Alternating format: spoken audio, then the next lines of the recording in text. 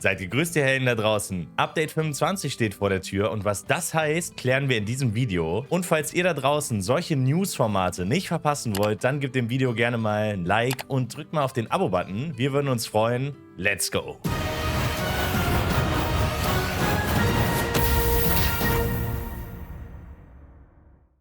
Okay, bevor ich euch jetzt die ganzen Änderungen vorstelle, gehen wir einmal ganz kurz in Richtung Drops. Ab Mai wird das Gilded Package, also der Gold Drop, in jedem Drop-Set verfügbar sein. Und das Allerbeste ist, ihr schaltet diesen nach 15 Minuten Stream schauen frei. Und das heißt, mehr Gold für alle und das ist schön. Jetzt wollt ihr natürlich wissen, was sich so alles ändert und ich würde sagen, wir fangen mal bei der Gilde an. Falls ihr euch da draußen entscheidet, eine Gilde zu gründen, habt ihr nach der Gründung 24 Stunden Schutz vor Angriffen. Eine weitere Änderung, die sich sehr oft gewünscht wurde, sind die Klassen-Icons in Gildenfights. Und ja, die gibt es jetzt. Also ihr könnt jetzt immer anhand des Symbols erkennen, welche Klassen hier gerade aufeinandertreffen. Im Management-Tab der Gilde wurde das Layout überarbeitet. Und zwar seht ihr jetzt ganz oben den Gilden-Verlassen-Button. Das hat einfach den Grund, weil dieser Button vorher sehr oft übersehen wurde. Und jetzt ist es einfacher, seine Gilde zu verlassen. Und ihr wisst ja, dass man bei zu langer Inaktivität den Gildenleiter stürzen kann. Und der Button ist jetzt auch direkt mit verschoben worden. In dem neuen Bereich Rekrutierung werden ab jetzt Einladungen verwaltet und Gildenleiter und Offiziere können jetzt im Bereich Gildenhierarchie alle Ausbauten der Mitglieder sehen und über den Stift-Button könnt ihr in den Mitgliedschaftseditor kommen, wo ihr quasi die Ränge eines Mitglieds festlegen könnt. Springen wir einmal zum Kampftab, denn jetzt ist es so, wenn Mitglieder mehr als 14 Tage inaktiv waren, dann erhalten sie auch einen Inaktivstatus anhand von einem Tooltip. Der Status gesperrt wird nun angezeigt, wenn ein Mitglied gesperrt wurde. Und der Tooltip erklärt, dass die Ausbauten und die Ritterhainpunkte nicht länger für die Gilde zählen und dass bei Gildenkämpfen nur mit 10% der Lebensenergie teilgenommen wird. Eine weitere Änderung ist, dass bei bevorstehenden Gildenkämpfen und Verteidigungen der Name der feindlichen Gilde wieder anklickbar ist. Das heißt, ihr kommt über den Namen wieder zur Gilde zurück. Und eine letzte Sache hat sich geändert und zwar sieht jetzt der Rahmen vom Held des Tages ein wenig anders aus, weil da einfach die Kritik kam, dass das Symbol zu sehr dem Klassensymbol des Kriegers ähnelt. Jetzt kommen wir mal zu einem Thema, das schon sehr lange erwartet worden ist. Und zwar geht es hier um eine Überarbeitung der Post. Denn hier wurde jetzt ein 4.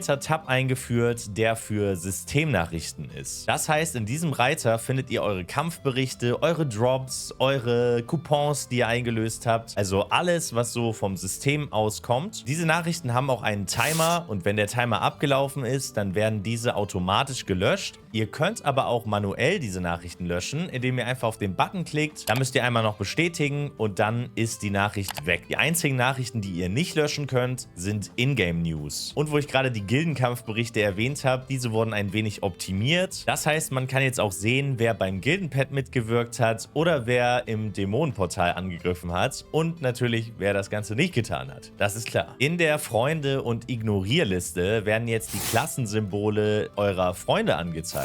Und wenn ihr Spieler ignoriert, dann seht ihr das auch anhand eines Symbols. Und in eurem Kampflog sind ab jetzt eure Dungeon-Gegner besser dargestellt. Denn jetzt könnt ihr den Namen der Dungeons sehen, die Ebene, die Stufe, sowie die Klasse und auch die Beschreibung. Und wenn das Monster auch noch ein Element hat, dann wird das Ganze auch visualisiert. Nicht nur in der Post hat sich was getan, sondern auch in den Einstellungen. Und da gehen wir jetzt mal drauf ein. Erstmal wurde eine neue Sortierung der Layouts umgesetzt und wir haben auch Überschriften zu den einzelnen Bereichen. Dazu kommt, dass alles, was ihr mit einem Häkchen aktivieren könnt, einen eigenen Tooltip zur Erklärung hat. Eine weitere Änderung ist, dass ab jetzt die Kampfgeschwindigkeit lokal gespeichert werden kann. Das funktioniert, indem ihr einfach in einen Kampf geht, eure Lieblingskampfgeschwindigkeit einstellt. Danach könnt ihr einen Haken bei Kampfgeschwindigkeit merken in den Einstellungen setzen. Und das heißt, dass ihr ab jetzt jeden Kampf mit dieser Kampfgeschwindigkeit startet. Und auch noch eine Sache zu den Gildenkampfberichten. Falls ihr als Offizier zum Beispiel keine Lust habt, diese zu empfangen, dann könnt ihr das mit einem Haken deaktivieren oder halt auch wieder aktivieren. Im Dämonenportal sowie auch im Märchenturm könnt ihr jetzt dauerhaft euren Boni in der Dungeon-Übersicht sehen. Das gilt natürlich auch für euren Fortschritt. In der Unterwelt wurde die Kostenobergrenze für Einheiten auf 5000 Gold gecapped. Das liegt daran, damit man zum Beispiel seinen Wächter upgraden kann, ohne das Gefühl zu haben, dass man sehr viel Gold verliert. Und zu guter Letzt habe ich für euch noch eine Änderung, die die tägliche Aufgabenliste betrifft. Denn sollte es dazu kommen, dass ihr mal nicht eure Belohnung abgeholt habt, dann könnt ihr unter Systemnachrichten diese nachträglich abholen. So Leute, das war's mit dem Update-Video. Checkt gerne mal in der Beschreibung den Changelog aus, denn dort stehen noch alle behobenen Fehler und ein, zwei Verbesserungen, die ich jetzt nicht genannt habe. Also es lohnt sich auf jeden Fall da mal vorbeizuschauen. Und falls euch das Video gefallen hat, lasst uns gerne mal ein Like und ein Abo da. Und ich sag wie immer, danke fürs Zusehen. Wir sehen uns bald wieder in einem neuen Video auf diesem Kanal. Macht es gut.